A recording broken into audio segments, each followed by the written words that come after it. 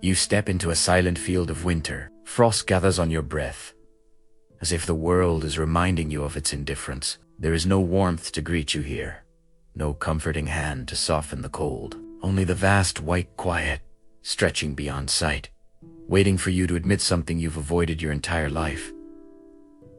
That the world is not designed to keep you warm. This is the first truth most men run from. But this is the truth every warrior begins with. In the distance, the sky is a steel-gray mirror, reflecting back the man you've become and the man you refuse to be. Between the two stands the cold, unblinking season. Inside you, pain whispers beneath this frost. A modern man's mind is pulled in 1,000 directions. Expectations, invisible demands. The ancient warriors walked through forests and mountains, but you walk through noise. They faced storms of nature. You face storms of thought, but the chaos is the same.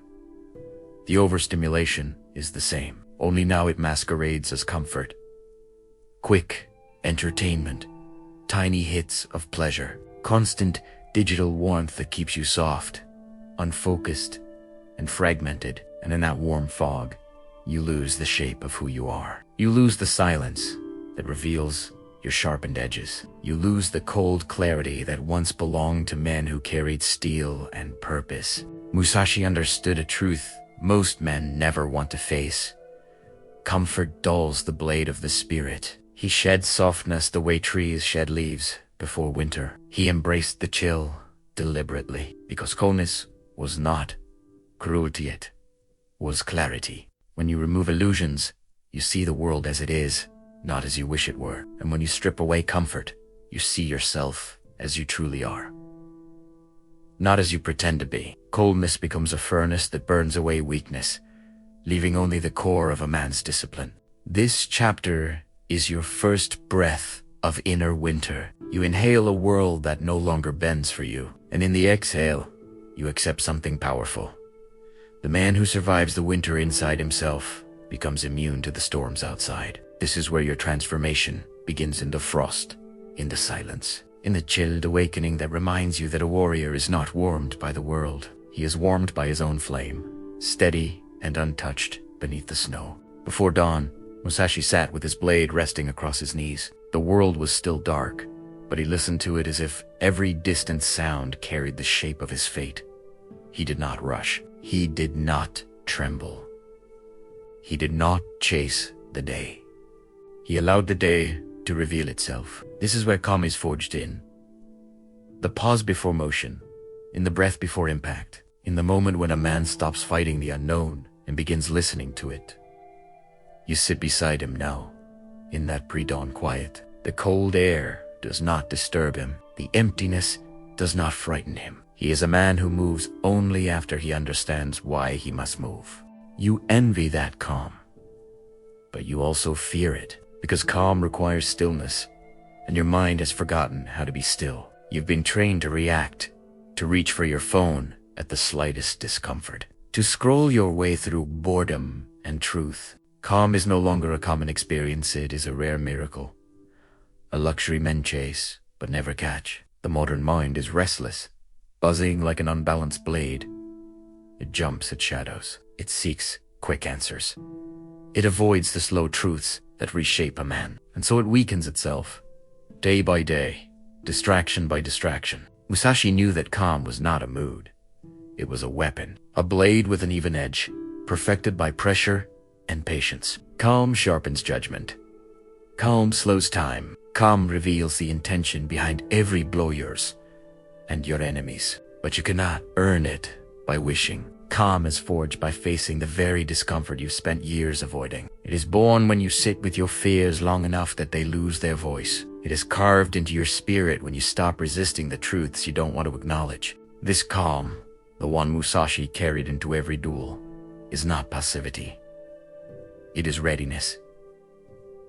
It is presence without hesitation. It is the quiet mastery of a man who fears no outcome because he has accepted all of them. To become cold, calm, and unbreakable, you must cultivate this stillness, not by running from life, but by meeting it without flinching.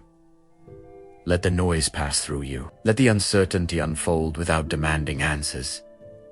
Become the calm, blade steady, slow, unhurried. A blade that does not rush, never shakes. A blade that does not shake, never breaks. Imagine a mountain rising into the clouds while storms roar below it. Winds scream, lightning flashes, rain tears at the earth, but the mountain remains unshaken, its roots sunk deep into bedrock. You stand before that mountain. You feel its stillness, and for a moment, you understand what it means to be untouchable. Not indifferent, not numb, simply immune to the storms that only belong to the surface of life. Mountains do not kneel before storms. Warriors do not kneel before noise. The world drowns you in noise. Digital comparisons, silent competitions, unseen battles fought inside your skull. You chase validation without noticing the trap. You absorb insult and praise as if they dictate your worth. Your mind becomes a battlefield littered with the opinions of strangers. Every ding of your phone is another arrow in your armor. Every scroll is another wound, and you wonder why you feel weak, why your spirit shakes, why your confidence collapses at the slightest disturbance. You have become reachable by everything, therefore controlled by everything.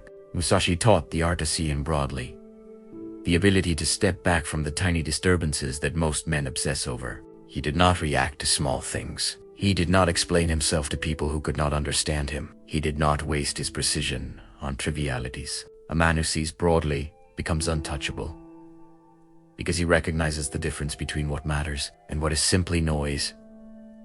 And most of what torments you is noise. Digital shadows, echoes of envy, the gravity of other people's opinions. None of it deserves to reach you. Detachment is strength. It is the armor of a man who has remembered his own mission. When you stop caring for applause, you also stop fearing insults. When you stop chasing approval, you stop bleeding from rejection. The world becomes quieter. Your mind becomes clearer. And slowly, you become unreachable by the trivial storms that destroy ordinary men. When you detach from noise, you become unbreakable, because nothing small can find you anymore. You stand like that mountain still, patient, unmoved while the world exhausts itself around you. And in that stillness, you discover something rare. Freedom from the pressure of being anything other than yourself. Picture a warrior training in winter, snow gathering on his bare shoulders. His breath rises like smoke. His muscles burn from the cold. His fingers ache. Every part of his body begs him to stop. But he does not stop, because he knows that the cold is not his enemy. It is his teacher. He swings his blade again and again, each movement carving discipline into his bones. You watch him, your breath trembling in the same frozen air, and you understand the lesson through discipline is ice, sharp and unforgiving. Modern life has softened the world. Warm rooms, warm screens, warm escapes. You no longer have to confront the cold unless you choose to.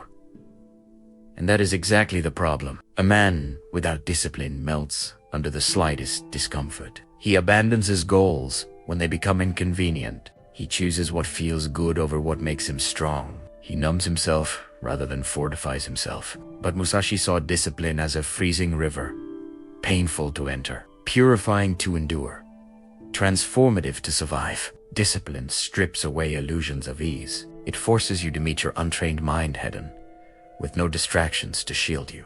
Every small discipline you practice, waking early, training your body, controlling your impulses, resisting needless comforts, becomes a chisel carving you into someone sharper. These rituals are not about productivity or aesthetics. They are about becoming a man who does not rely on mood or motivation. A man who acts because he said he would act. A man who moves even when the world feels cold. Discipline is the slow, brutal winter that shapes you into something harder than the seasons. Musashi's ethos was simple. Harden yourself, not to become numb, but to become capable. Not to avoid pain, but to walk through it with intention. You must enter your own freezing river, the habits you dislike, the routines you resist, the truths you avoid. The cold will sting. but it will also sharpen. And on the other side, you'll emerge with a spirit that no longer cracks under pressure. Discipline is ice pot. It is also freedom. The colder the practice, the cleaner the transformation. A warrior stands in the center of a swirling battlefield. Dust rises, metal clashes. The world roars around him, yet his heartbeat slows. Instead of quickening, his breath deepens instead of tightening. He watches chaos with a quiet mind, as if time itself bends around his stillness. This is not bravery. This is not recklessness. This is mustering the power to face danger without becoming its captive. You stand beside him, and for a moment, you feel your own pulse slow. The storm is outside. It does not belong inside you. Modern life presents its own battlefields, arguments, criticism, unexpected conflicts, emotional threats. Most men tremble because they let their inner world mirror the outer one. When someone raises their voice, they raise theirs. When someone challenges them, they panic. When life surprises them, they lose their balance. But Musashi taught that composure is a warrior's greatest weapon. A man who cannot control himself is already lost, no matter how skilled he is. Calm is not the absence of conflict. It is the ability to remain untouched by it. In confrontation, the emotional man reacts. The calm man decides. The emotional man rushes to defend himself. The calm man observes the truth before acting. The emotional man seeks victory. The calm man seeks clarity, which makes victory inevitable. Calmness sharpens perception. It breaks the illusion of urgency. It reveals options that panic hides. And in modern life, these advantages are more important than any sword. Musashi spoke of waiting without waiting, a state where you remain ready for any outcome, yet unagitated by all of them. You do not chase conflict. You do not flee from it. You simply stand in your center, grounded, steady, aligned. And when the moment comes to act, you act with precision instead of fear. This is how a man becomes cold and calm, not by killing emotion, but by mastering it. When you face confrontation with this internal stillness, you become a different kind of force. A presence that cannot be provoked. A mind that cannot be shaken. A man who steps into chaos and remains whole. And in that stillness, you discover the quiet truth. The unbreakable man is the one who does not surrender control of himself. A sword strikes a stone. The blade shatters. Not because the stone was too strong, but because the blade was already cracked from within. This is how most modern men break, not from the weight of life, but from the fractures they never repaired. Anxiety in the edges, doubt in the core, fear hidden beneath confidence.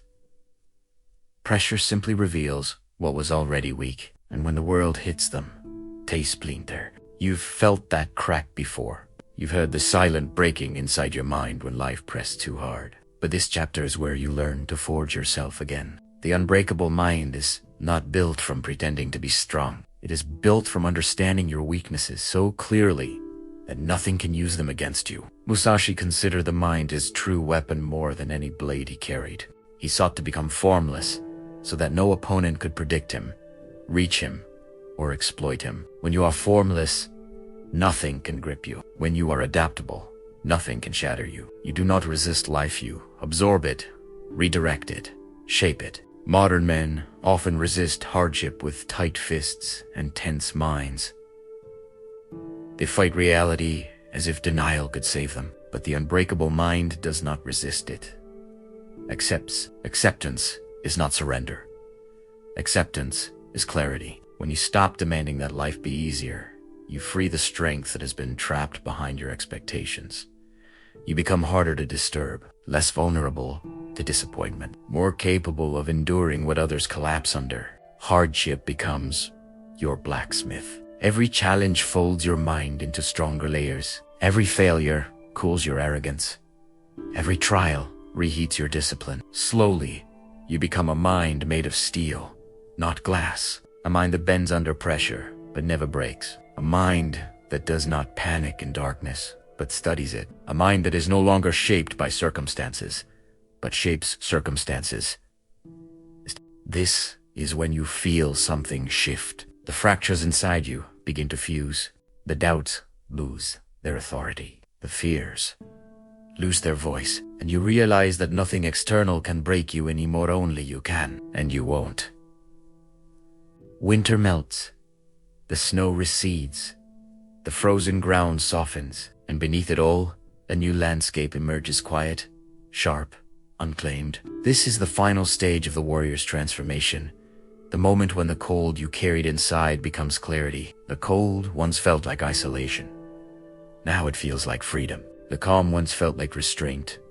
Now it feels like power. The discipline once felt like hardship. Now it feels like identity. People misunderstand coldness. They see it as numbness, emotional distance, or cruelty. But true coldness is control. It is the refusal to let emotions hijack your path. It is the mastery of your impulses. It is the ability to choose clarity over chaos. Coldness is the gate every warrior must pass through to see the world without fog. And when you walk through that gate, you realize something profound. Your emotions are not chains. They are tools, and you decide when to use them. Calm becomes your constant companion. Not the soft calm of comfort, but the warrior's calm, the steady breath before decisive action. You move through life without hurry, without pressure, without the invisible weight of needing to prove anything. You become a man who lives on his own timeline, a man who cannot be manipulated by fear or desire, a man who sees chaos but refuses to let it own him. This is what Musashi ultimately taught. A warrior is unbreakable because he belongs to himself, not to society, not to trends, not to the past, not to the expectations of others. His mind is winter, his discipline is ice, his calm is a blade, and his freedom is the quiet fire beneath it all. You walk forward now into your own life, carrying this coldness as your armor, this calmness as your weapon, this clarity as your path. And as you move, the world feels different, not because it changed, but because you did. Winter lives inside you, and for the first time, that cold does not frighten you. It frees you. You are no longer breakable.